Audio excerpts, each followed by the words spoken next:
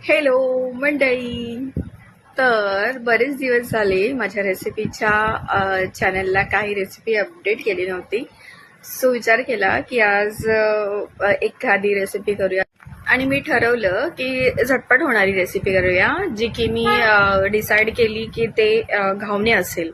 मी थोड्याच दिवसापूर्वी एक भिडं मागवलं होतं.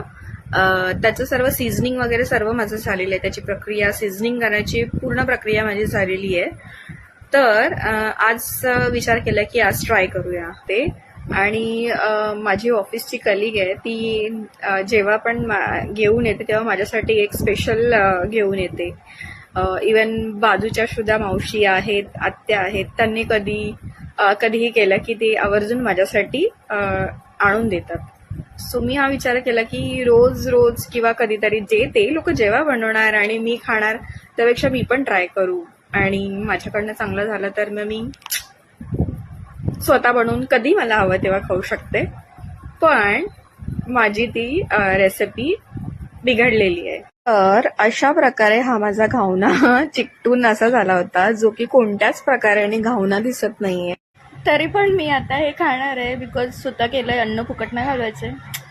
तर हे मी असं चहामध्ये बुडवून बुडवून ते घावण्याचं लोदा असा मी खाणार. शिवाय ते करताना ही अशी एक भिड, एक पॅन डोस्याचा आणि एवढी अशी भांडी पडलेली आहे. तर आणि how I have to eat that घावना. ओ हो हो. अँड फायनली फिनिश केलंय मी. थोडंसं आता चहा पिऊन घेईन. पण मी घावणा करायचा प्रयत्न सोडणार नाहीये. वेज तर मी तसंही घालवत नाहीये.